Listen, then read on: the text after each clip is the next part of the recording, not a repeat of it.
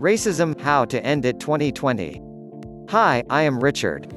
If we think we can ever end racism through some sort of government program or something else forced on others, we are deluding ourselves into something that's not only pie-in-the-sky utopian, but incredibly naive. First, we need to be more concerned with racist behavior than racist thoughts or beliefs. Why? Because someone else's thoughts or beliefs cannot harm anyone. Those exist in a person's head. Once they appear as behavior, then we can regulate or criminalize in some way. During the 1930s in the USA there was a plague of lynchings of black people. There were also lynchings of Italians, Mexicans, Chinese and white Anglos, but most were black. That is, people who were not in a position of legal authority took it upon themselves to act as judge, jury and executioner. The death penalty is excessive for most crimes. In the United States it is only given for first-degree murder or high treason. In the past it was also a punishment for rape. So unless it was for one of those crimes, the punishment exceeded the crime. Moreover, unless the suspect was given a fair trial, there is a greater possibility of killing an innocent person. In the case of Emmett Till, he was lynched based on a false accusation for doing something that was not even a crime. It is behavior that can harm, injure or kill, not what goes on in a person's head. So this must be the focus. In response to lynching, many in Congress wanted to make lynching a federal crime, because the criminal were not being tried on a local level, or juries ignored their crimes and refused to punish them, but they faced resistance and it never happened. It was not until the late 1960s that juries finally started convicting lynchers. Second, we also focus on going after groups that promote racial violence. The federal government can charge these groups with criminal conspiracy under the RICO Act, and they will end up in prison for a long, long time.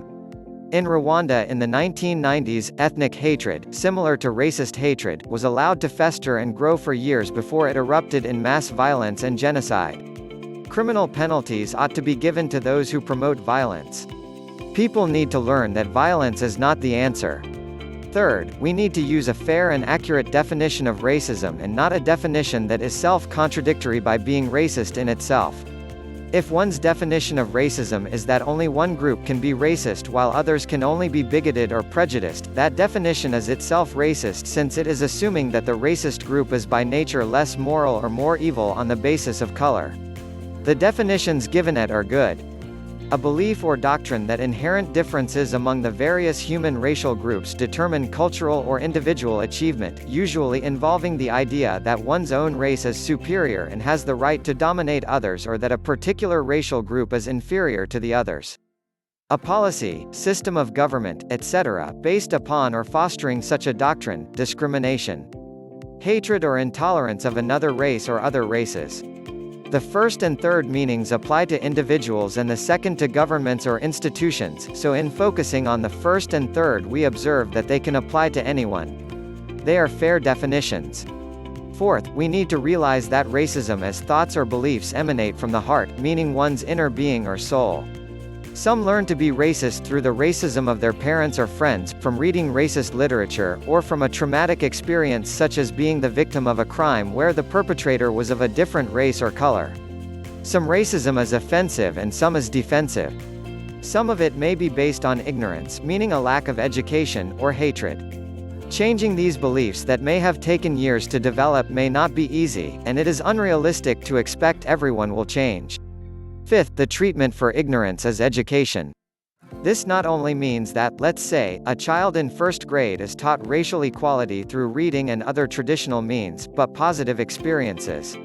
In teaching, one thing not to do is to teach that only certain groups or cultures are responsible for racism. It is not unusual to see in the United States that white people as a group are the only ones guilty of racism, or guilty of enslaving others. Both racial discrimination and the enslavement of others have existed throughout history. So in teaching the history of racism and slavery, teach it in a worldwide context. Sixth part of overcoming ignorance is by asking questions.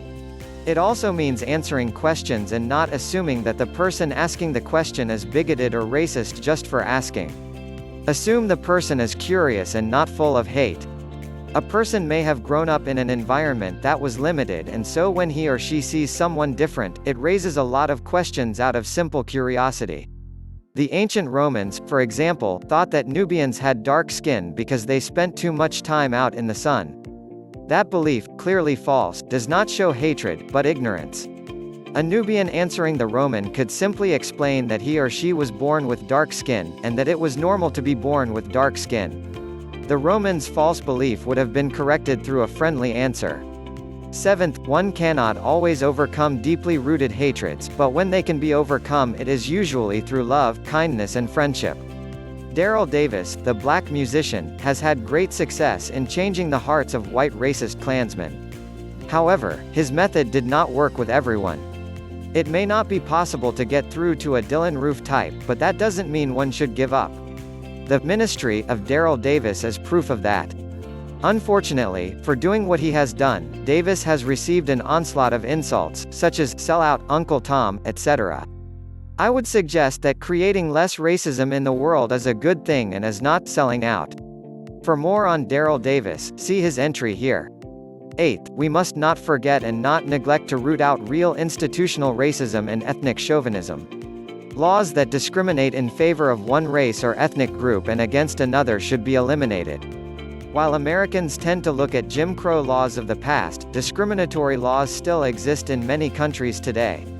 Police abuse and corruption needs to be taken seriously, but not with extremist responses that end up punishing all law enforcement officers. Correction of abuse and corruption should not only explain what not to do, but what should be done. 9th, ultimately, if we loved each other there would be no racism. That is a good goal and one that we can start with ourselves. What we can do as individuals is to show love, kindness, compassion and empathy to all, but at the same time maintain an accurate moral compass. Not everyone will show us kindness back, but we cannot and should not let that stop us from giving it. This video is in solidarity with. Thanks for watching.